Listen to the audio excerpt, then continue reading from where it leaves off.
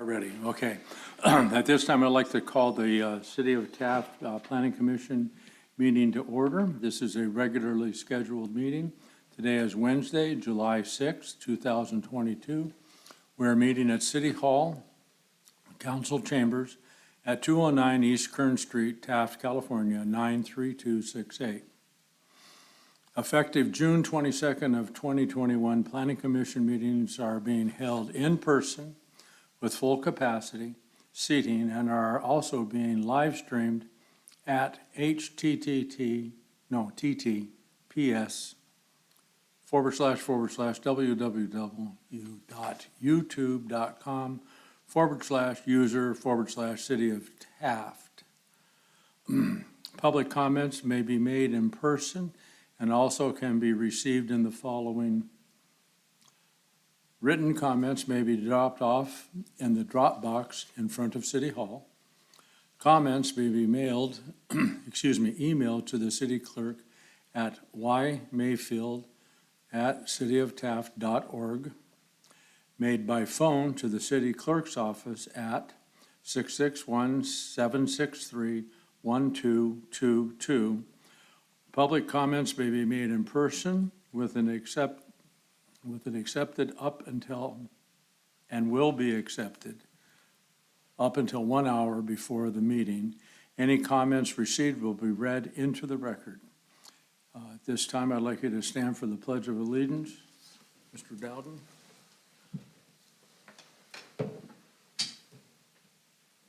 Salute, pledge. I pledge allegiance to the flag of the United States of America and to the republic for which it stands, one nation, under God, indivisible, with liberty and justice for all. This time we have an invocation. Pastor McDonough. Father, we come to you today. We're so thankful for what you have done in our city and in our world. We thank you for your blessings, for your peace that you're given us. We pray that you would guide this council, Lord, in the decisions that they're going to make tonight. We just pray your anointing over this meeting in Jesus' name. Amen. Amen. Thank you.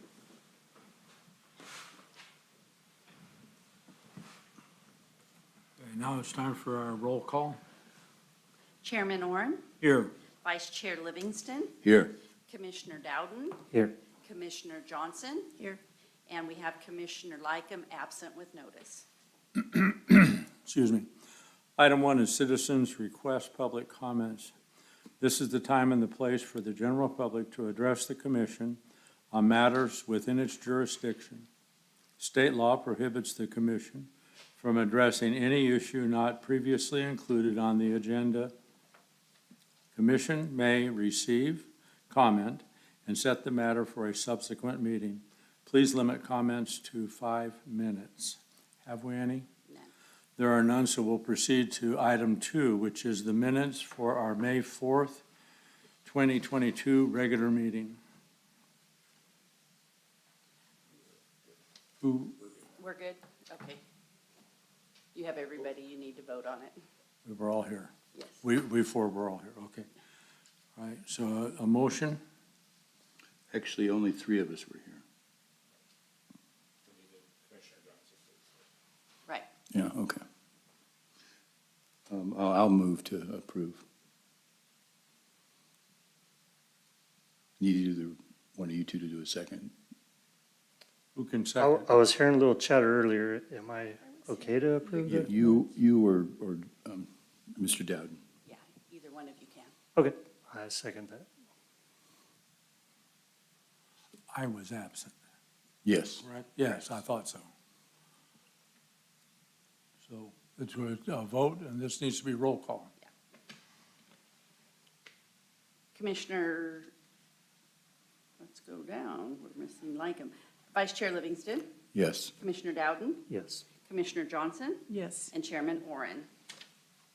I You're can gonna vote? abstain. I You can abstain. vote or you Okay, can I abstain. abstain. Okay, item number 3 is a public hearing.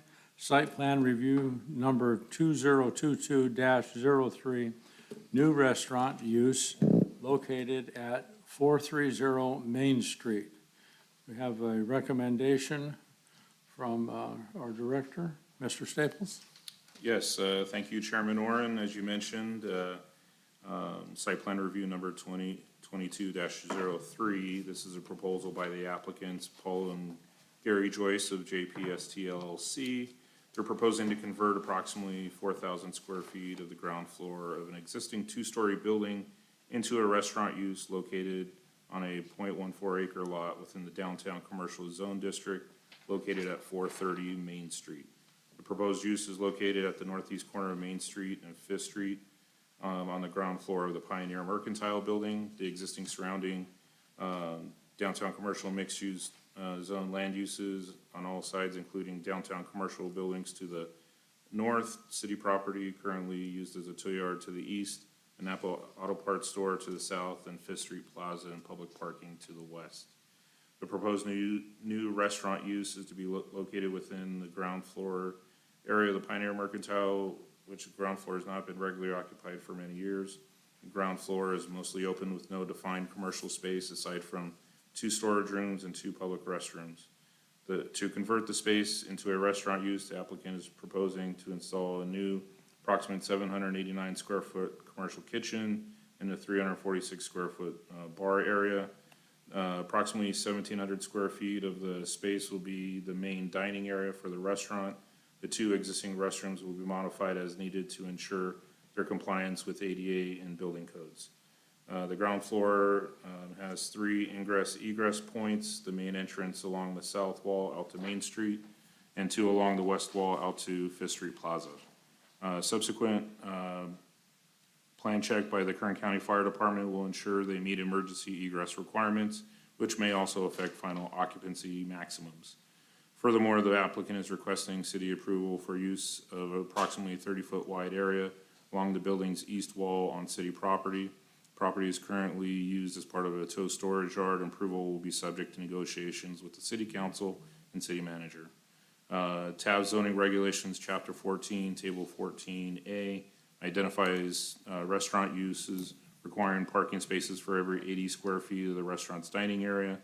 The combined 1,704 square foot dining and 346 square foot bar area is required to provide a minimum of 26 parking spaces, of which 2 are to be handicap accessible.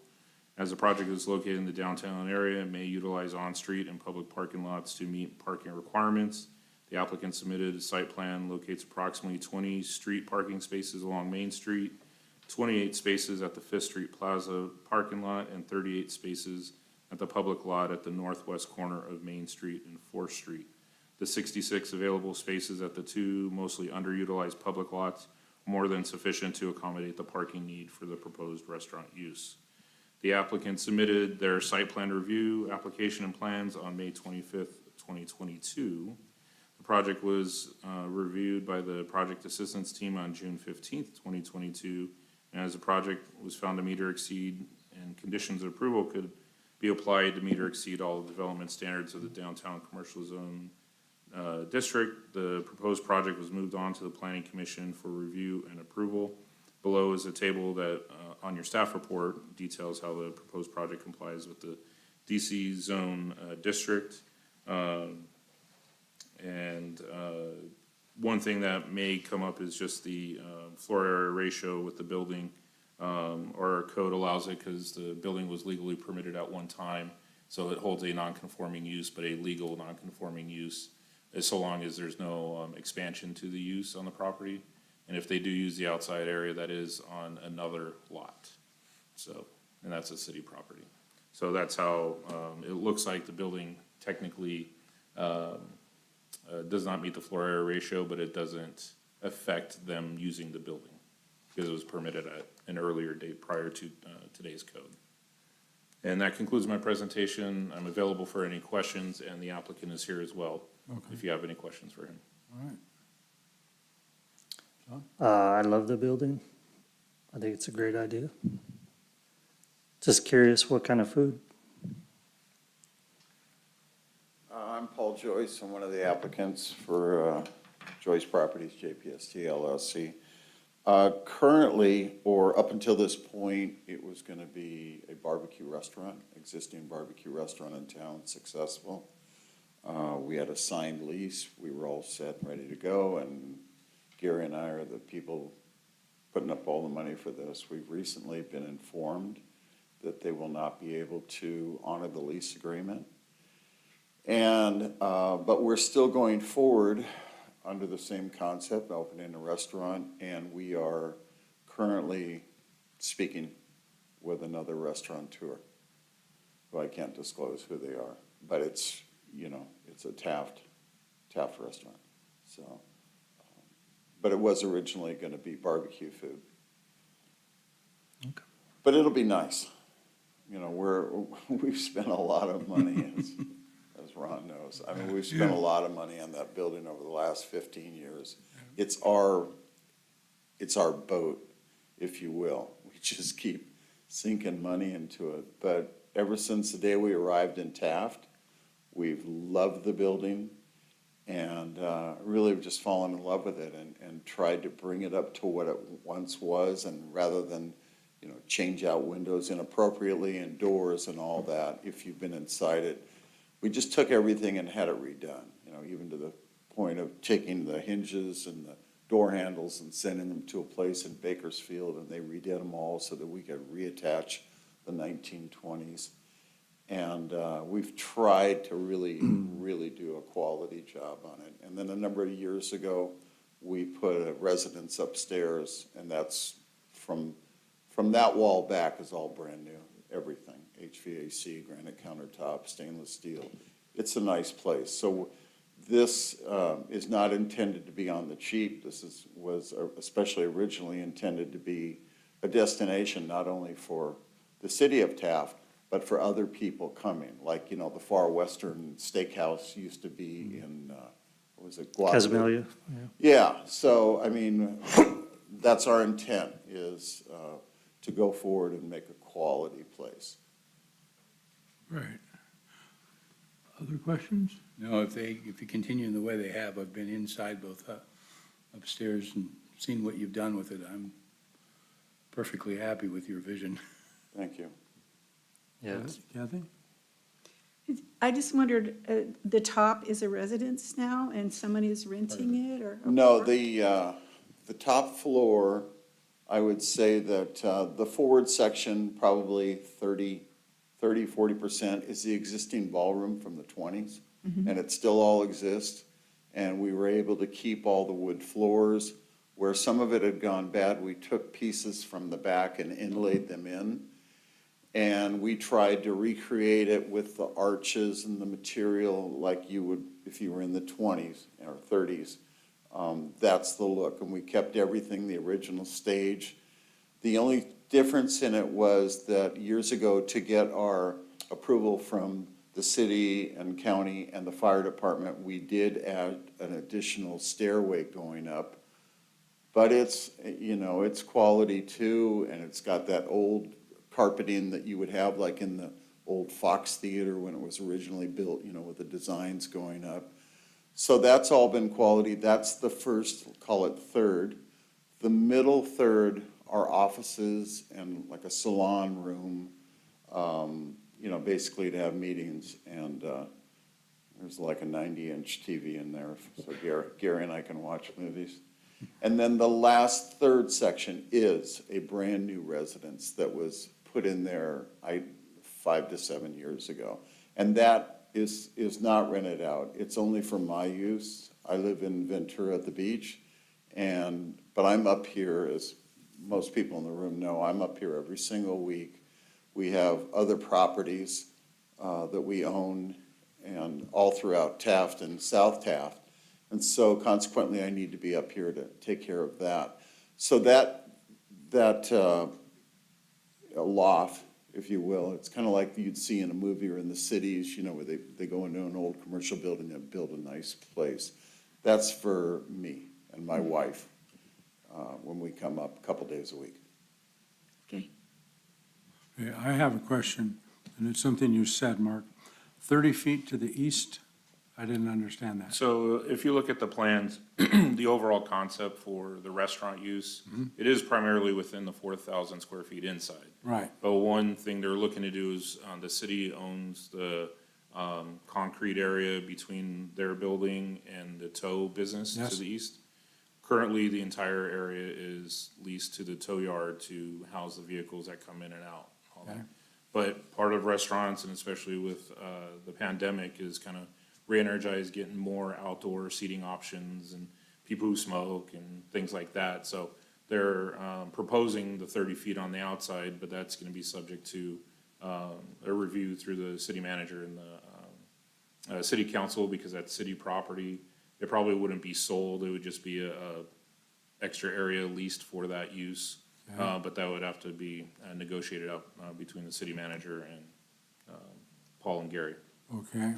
The other question I had is, would you be able to use the sidewalk area to the west into the Fifth Street Plaza area? That is addressed in the conditions of approval, where it's mentioned that encroachment permit would be needed for that and for that 30-foot area on the east. So if all they're able to get, if the outside area to the east isn't worked out, they could work out that platform that's out there on the Fifth Street Plaza and possibly any sidewalk area, because it's pretty wide there as well. But that would be a separate permit process through the Public Works Department with the encroachment permit. The last question I had when I was thinking about this, as I knew it was coming up, is this is in our wild dreams, that the other buildings surrounding them become fully occupied with similar uses. Then are we going to be able to protect the Joyce's parking rights on the two city parking lots, or do a mutual use and benefit with our next client? Is that, and I'm saying that because I don't want us to agree and then new commission, new people come in and they say, oh, no, Mr. Joyce, you gotta, you need a parking structure, dude. We don't want to see that.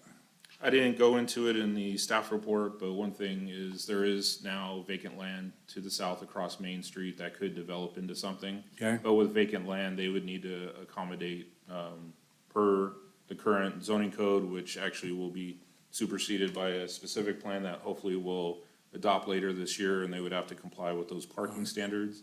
If they wish to have some level of reduction in parking similar to this, which would mean, utilizing the public lots. Okay. They could propose that as well, provide some level of parking study, where are the available spaces, what they're showing is, whatever their use may be, whether it's commercial or multifamily. So each subsequent application would have to show how they're complying with the parking. And in Okay. this case, when we had some earlier meetings with Paul, we looked at that, we had those two public lots. They're generally not utilized a lot, so he's kind of the first one in for utilizing that, but we would definitely be utilizing that for subsequent applications if some of the vacant areas fill in or underutilized buildings start filling in, and we would address it at that time, but at this time, those lots aren't as overly used. Okay. My real concern is that they're perpetually protected for their parking requirement.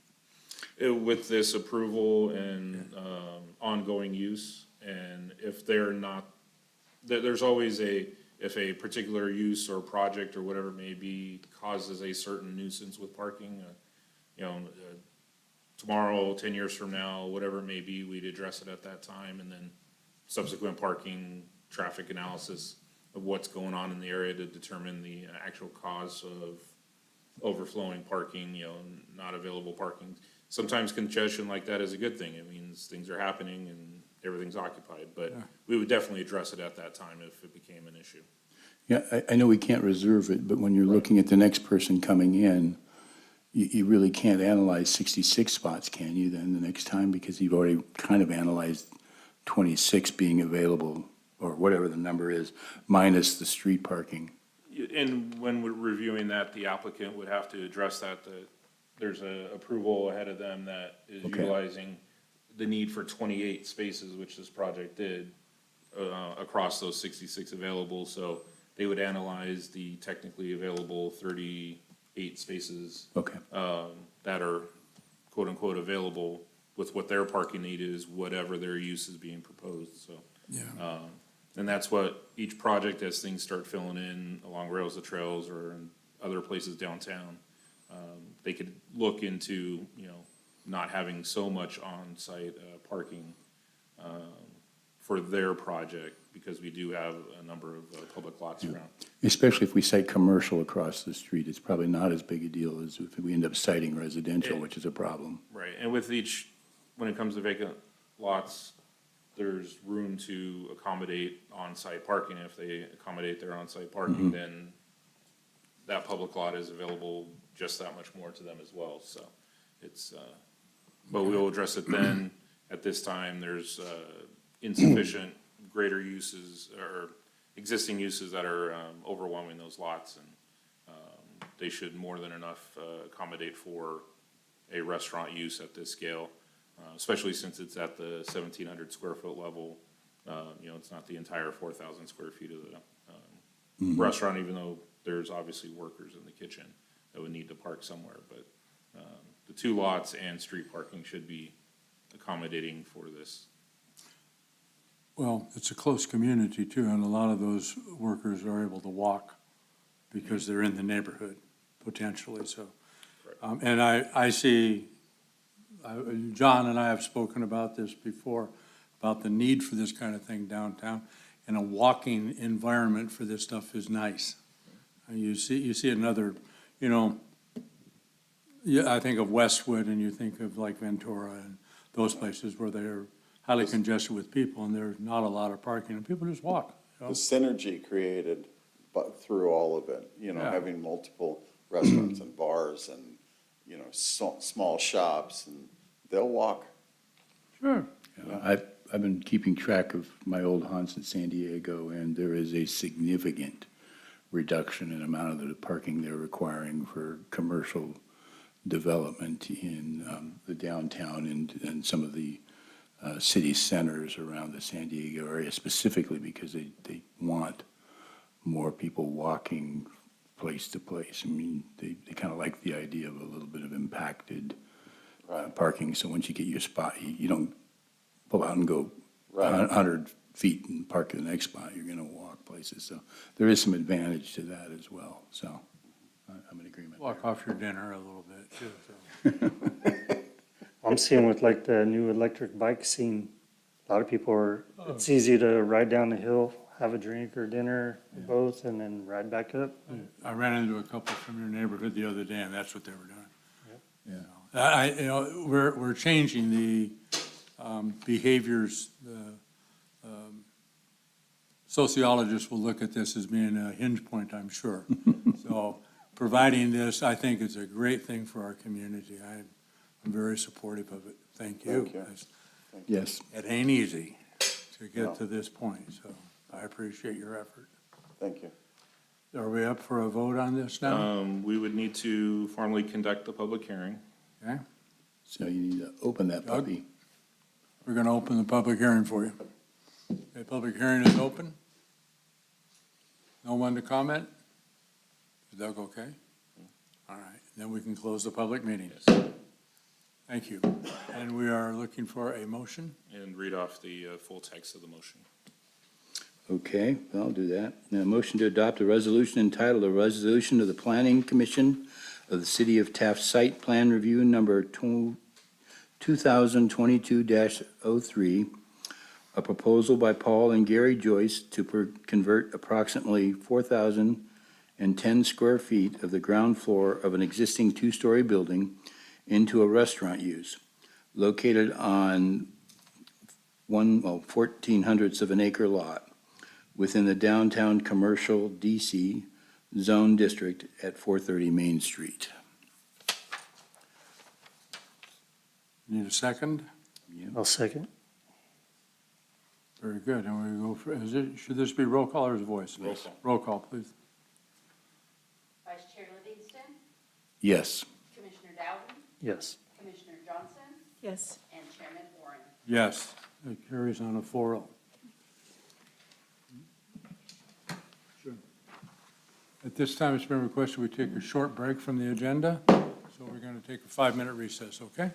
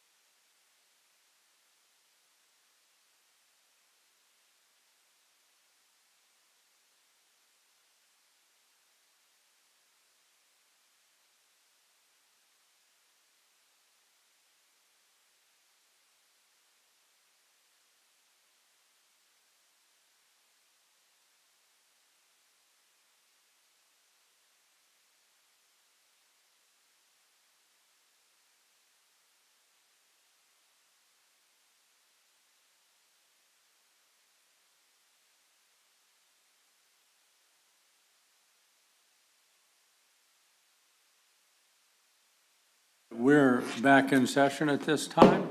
The public hearing, ordinance amendment number 2022-05 is our item 4. And the purpose is to streamline permitting for electric vehicle charging. Mr. Staples? Thank you, Chairman Oren. As you mentioned, this is ordinance amendment number 2022-05. If you noticed, it's not a zoning ordinance amendment because this will be adopted in Title V, which is the section of the overall municipal code for the building code section. So we put it in there, and as you see in the staff report on October 8th, 2015, and October 8th, 2021, coincidentally, the governor signed Assembly Bills 1236 and Assembly Bill 970, which requires local agencies to adopt an ordinance that creates an expedited and streamlines permitting process for electric vehicle charging systems. The provisions of AB 1236 required large and small jurisdictions to adopt their local ordinance by September 30th, 2016 and 17 respectively. And then AB 970 specified the processing and approval timelines based on the number of stations proposed with any given permit application. State Office of Planning and Research in California building officials have provided sample ordinances, permit applications, and checklists for jurisdictions to utilize for adoption. Attached is the draft resolution for your review and approval with the new section in the Taft Municipal Code for the Planning Commission to review and recommend approval to the City Council. The key items, the difference between the two assembly bills is that the ordinance you see proposed is pretty much verbatim of what most people were adopting under 1236. And then 970 specified what you see under section F4, where it mentions that the applications for installing electric vehicle charging stations must be deemed complete, not approved or processed, but deemed complete, that all the items are received 5 business days after the submission for an application from 1 to 25 charging stations, and then 10 days for any application that is proposing 25 or more stations. So like your standalone Tesla stations you are starting to see pop up, those could possibly be 25 or more, but anything under, the city has to deem it complete if the items are complete, and if not, there's the back and forth of we need this additional information. And then the processing for approval is under the technical review of G, and that's where the 970 added those standards there. So this is pretty straightforward. One thing that I didn't include in the application is actually 970 gave small jurisdictions until the end of this year to adopt these ordinances and also have applications and checklists ready to go by January 1st of 2023. So that's why we have this before you today, and then after your recommendation, we'll go to City Council for formal adoption in August. It's pretty straightforward. I'll professionally admit that we kind of let this slide because we weren't overwhelmed with these applications, and we didn't look as closely at the language of the bills when they were adopted. I think they were coattailing off of when there were similar standards placed on the rooftop solar of being quick with the permit processes, not dragging your feet and then reviewing and approving and limiting fees and things like that. But we're getting, half a dozen a week here for rooftop solar, it seems like, whereas we're not getting as much here. Plus, it's merely an electrical permit when it comes to the charging station, because it's some form of battery pack mounted on a wall or a post on the outside that you could plug into. Granted, some commercial applications would be a little bit more than that, but it's not as difficult of a process to review and approve here. So that's why seems like we're a little bit behind in getting these adopted. It was more of that, and the state's been going around notifying all the jurisdictions that haven't gone through it. Because after we do all this, we ship it off to the state so they can catalog that we're one of the jurisdictions that have adopted this ordinance to streamline permitting, even though we probably, without this, would be under these timelines that they've set. But so this is somewhat of a formality, if you will, but it is to comply with state law per these two bills. And that concludes my presentation. I'll answer any other questions you may have. All right, any comments? Just a quick question. Is this any different than a charging station that would have been, say, at the 7-Eleven? In terms Correct. of permitting? That's correct. The 7-Eleven one was more, it was tied into when we were going through the issues with the general plan update, and we agreed that we would require some installations in certain situations, and we tied it to anything with gas stations, that they would have a certain amount of charging station locations if they built new or expanded the number of pumps Right. at their stations. So it was really hyper-focused to that. This one's more about, we're committing to processing these rapidly through the permitting process. Because there are some cities that are either deliberate or are so overwhelmed with permits, like a Bakersfield, probably a Fresno, that even though they would have far more plan reviewers than we have here, it takes a while to get through numerous solar permits, electrical permits for this, everything else that they review. And it's just the state setting some timelines on everybody to get things through their processes and on their way to permit. I guess I didn't ask the question, right? Is there any difference between if I wanted to put in a charging station at my house versus somebody was putting in one at a gas station? Are they the No. same system? No, the difference is more in what level system, and it's. Yeah, 1, 2, and 3 Level 1, versus- 2, and 3. yeah. The 1s and 2s, almost any electrician can install. 3 would require more modifications to Right, the different power power source source. from the transformer, most Right. likely, Okay, because of how much it's generating. I can't. that doesn't speak to matter. the I was just details. curious. But yeah, it's whether you're doing more of the appliance outlet for a slower charge in the wall, that's an electrical permit, or one of those custom packs that you can mount inside a garage wall or mount on a post of some kind, like we've done outside of City Hall. Still all an electrical Yeah, permit? the level 2s and below Okay. are the simpler electric permits, so. And then one last question. Did this in any way actually speed up our process? No, this is just everybody, all the jurisdictions in the state of California, city and county, to have these adopted, have applications and checklists where it is helping those that are looking to install these, whether it's homeowner or commercial installations like the Tesla stations, to go through the process more quickly. Does it create any extra work for any of our people? No. Okay, thank you. John? No comments? And if it does, we'd welcome it. Busier the better. I don't think our permitting process is the problem. It's PG&E. If you got a major application you gotta do, they're gonna take some time. Well, I'm sure, I'm just curious because I'm not always sure that what somebody in Sacramento thinks is streamlining is Well, actually I'm kind streamlining. of tired of Sacramento telling me what's good for me. I can make my own decision, and I don't need an electric charging station. I don't want one, because I don't want to find out what we have to do with the batteries in 8 years, because they're toxic.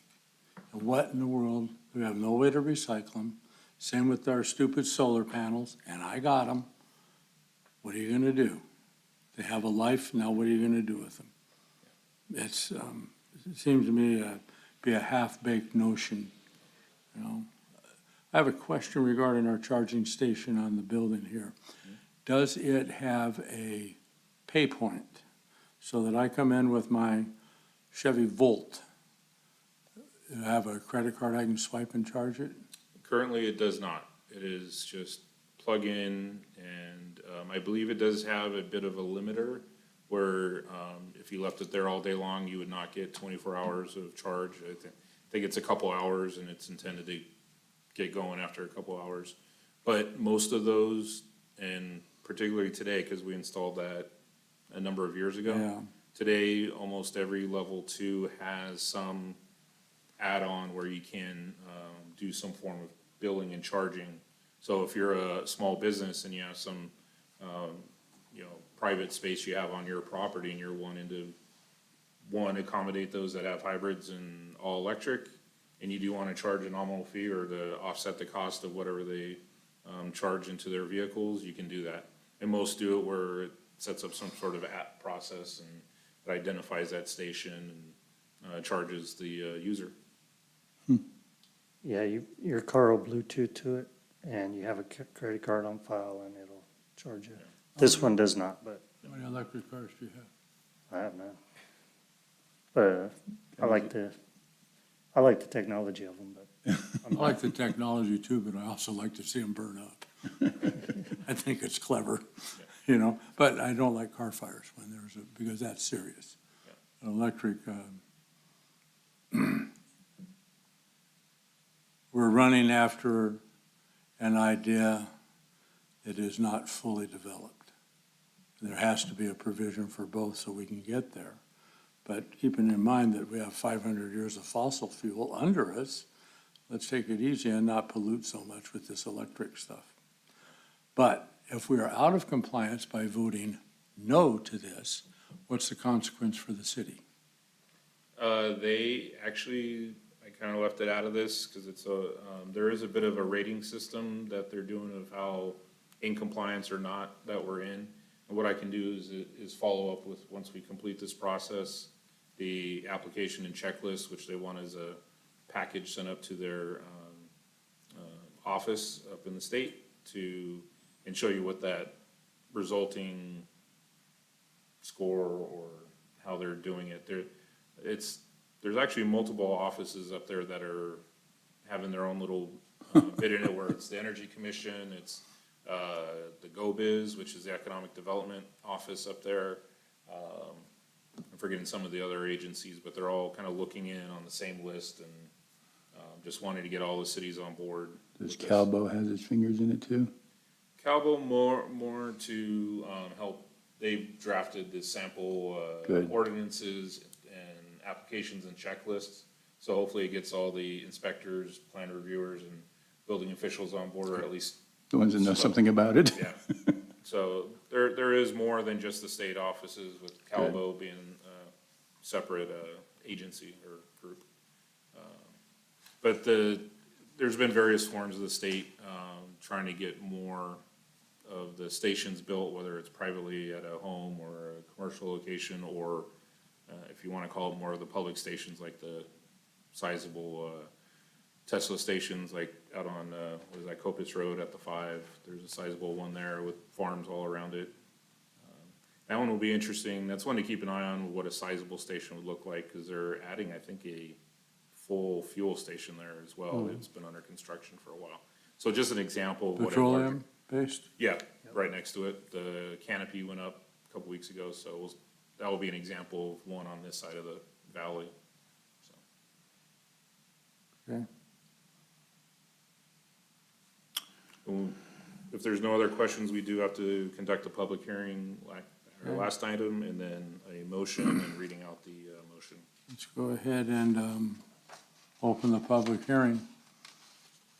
And even Doug left. So there's no one to speak on this item. Therefore, we will close the public hearing. And we can go ahead and proceed to a motion. I'll motion. Been moved? Do you need him to read the whole? If we could, please. If we could actually read the motion. It is, you got it? Item 2 under recommendation. Motion to adopt a resolution entitled, "A Resolution of the Planning Commission of the City of Taft recommending approval to the City Council of Ordinance Amendment Number 2022-05, an amendment of Chapter 1 of Title 5, the Taft Municipal Code regarding streamlined permitting for electric vehicle charging stations." Second. been moved and seconded, just roll call. Okay, Vice Chair Livingston, Yes. Commissioner Dowden, Yes. Commissioner Johnson, Yes. and Chairman Oren. no.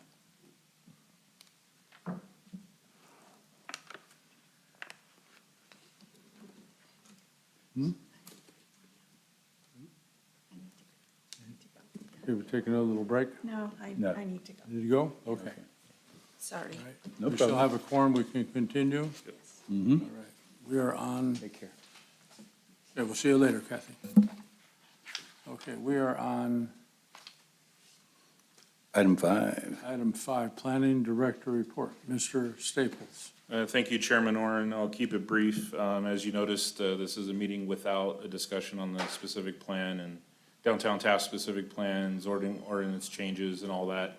Part of that's because I spent the last month reviewing the draft specific plan document itself, the draft changes to the zoning ordinance, and then also the environmental document that will approve or analyze both projects. And we will be publishing all of that for the environmental review later this month. So that's when people will see the more finished document. But people can consider not 100% finished because that's part of the public review.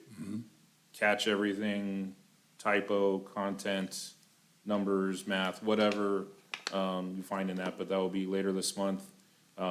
Everything will be posted both on the city website and the separate project website that we've been posting the videos of the workshops and all those sessions where all the display boards of design ideas and things like that are all there so people can compare what we went over with what the finished document looks like. One thing we did do was slightly increase their budget for the project at a past council meeting, because there are plenty of graphics already in the document itself, but I just felt there was a little bit more we can insert into it to at least get some visualization of, what would it look like if everything built up, fill up all the vacant lots that are in the downtown area, rails to trails and all that. Just kind of push that limit of what could it look like if the max commercial residential zoning is applied to those properties. So that's what I'm hoping we'll see in the additional graphics, and that'll get inserted into the document as well.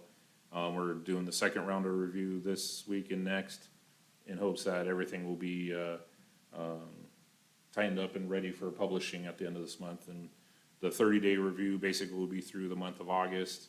So we're probably looking at a October planning commission and a November city council for review on, or final approval on this stuff. So we'll be discussing, I'll have something to look at or discuss at our next meeting. Just keep in mind, it won't be anything definitive. It'll just be showing off the document, being as public as possible as we can through this process and not just let it sit on the website, sit on, in a folder at the front lobby. Everybody's been putting their piece into this project, and I wanna keep doing that all the way till it's before the 5 of you and then city council after that. If we do a November 1, I would like to put in a request because I will definitely be working the election. We which would means I definitely won't be be- after the election week for sure. Okay, thank you. We're aiming for more for probably a special meeting of mid-October, so it could be completely on its own for you guys. And then, most likely second meeting in Okay. November. Thank you. I just That's would hate to generally miss the it schedule after we're all of aiming this. for. Just to allow plenty of room for the review to happen, any comments and questions where we need to incorporate it into the document before we get it before you. And it doesn't seem like it, but it'd be kind of rushing it to get it to that first week of October, even with most of September to work on it. Especially if we get enough comments. I'd like to have a lot of comments. Because we could get a fair amount on the environmental side that causes more time to adjust things in the documents and responding to comments, and then compiling it all together, putting it in a staff report package. So we're figuring a special meeting in October, which we'll vote on that at a later time. And then council in November, as long as things move forward and the responses needed aren't anything major to adjust to the documents. So, Thank you. Okay, that is all. Sean? Anything? No. I'm curious, what kind of participation do you, Mark, as you're professionally assessing this, did we have adequate participation? Did we have less than expected?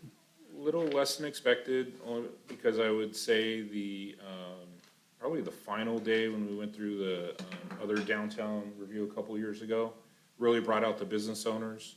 I think part of that, though, is one of the project team members then truly put boots on the ground, and I believe she went into every single shop on Center Surely Street. door to door, yeah. So that kind of, probably face-to-face is very unique, and it worked.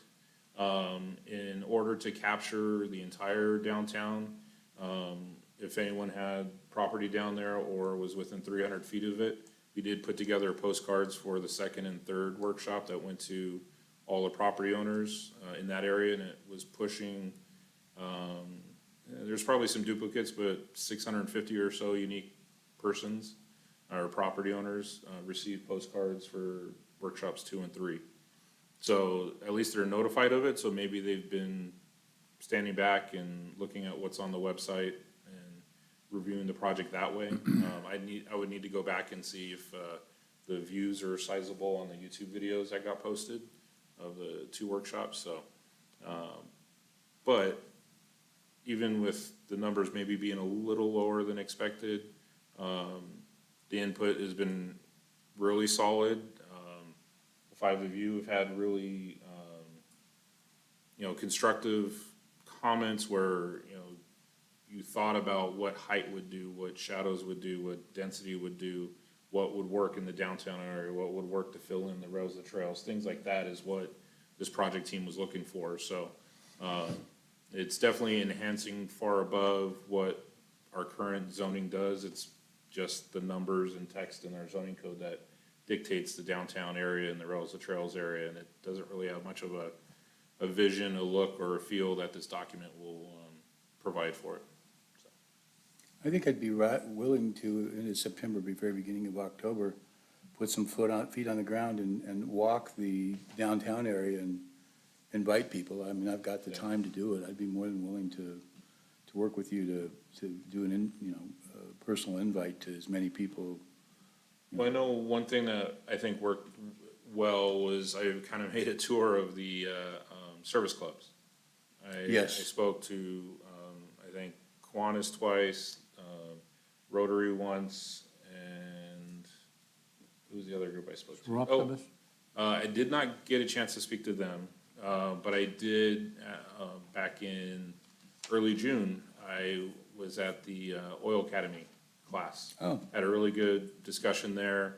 Wasn't able to really record it or anything like that, but the teenagers there actually pleasantly surprised in their ideas. There was things they liked, just like, I guess you could say, we adults did, Right. but they had their own perspective on it, or they had their own perspective of Fox Theater and the other buildings in the area, and they looked at the big picture as well. It wasn't just like one building they hyper-focused on. It was, when are places open? Why are there some homeless people around? What about trash? And, it was a really, really good discussion, and it was pretty much the whole class participating, and I had 45 minutes to present and answer questions to them, and it was really effective, so. That's an engaged group of youngsters, but they're not completely unique. There are a lot of kids in the school that are engaged. Yeah. And that's good to hear, because this is their community in short order. I mean, And since this process is going into the next school year, even back then, I foresaw the time it was gonna take. So I'm probably headed back there probably in September, that time of fixing everything and getting it ready. Definitely, or maybe even late August when they're already back. I'll definitely be coordinating with them as well. And hopefully it'll be more than one class. That was the original plan, but my time ran out. I squeezed right up against the end of the school year, and kids were already some classes didn't have to meet and all that, so. maybe But it was their a really maybe their good government discussion. class.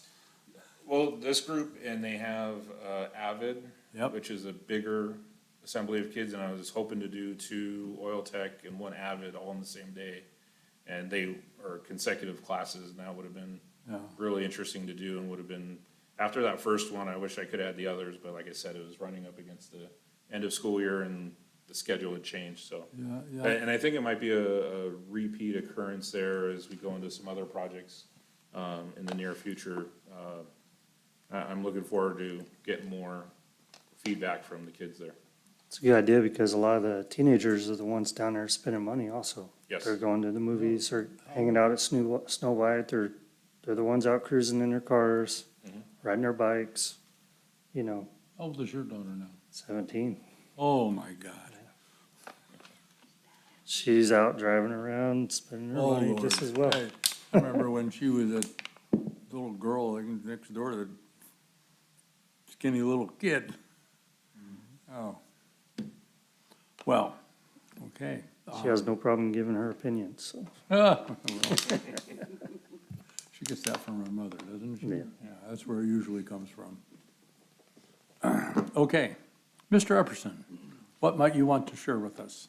Thank you, Mr. Chairman. No offense, I don't have anything to share with you this Well, evening. that's unfortunate because I know you're a wise man. Thank you very much. All right. Commissioners? Jerry, anything? Not today. Okay. I'm happy about the Paul Joyce project. It's a beautiful building. I've always hoped something would happen there. Oh, A restaurant would be great. I know he'll, just knowing what he's done with the building, he'll do a good job. I'm Yeah, confident in it. and, That's uh, true. That's been a labor Well- of love. Can't wait to go there, actually. I will comment on what you just said. And it's because we've had a change in leadership in City Hall that has allowed those guys more leeway. Before, we had people in City Hall who were attempting to tear down and rebuild. And these guys are more preservationists and to keep us a small town. And I appreciate that about our city staff greatly. They're to be commended. From Craig on down to your newest guy is Cody, right? Yes. All right, you have assembled a good crew of people, so I, as a citizen, am real happy with you guys. My comments are, I think we had a really impressive Fourth of July display, and was curious that it could happen on Saturday. We had great attendance, but I think that may have stimulated more sales to our private fireworks stands, and those people may have had greater success financially. We'll find out as we start reporting in, but I believe that's the case. And it was quite nice to be in a small town and not have the hustle and bustle and not be fearful that there was something wrong going on. So I appreciate that about our police and the administration of this city, top to bottom. Other comments? I don't have any more that, I mean, how can you follow Epperson with anything significant? It's hard. All right, therefore, we're looking for a person, Jerry, to attend the city council meeting. No problem. I'll be glad to Okay, go. that's Jerry, and we've agreed on that? Yep. Okay, and then we're looking for a motion to adjourn. All motion? Moved, Second. seconded, all those in favor? Aye, opposed, none? It went on a 3-0.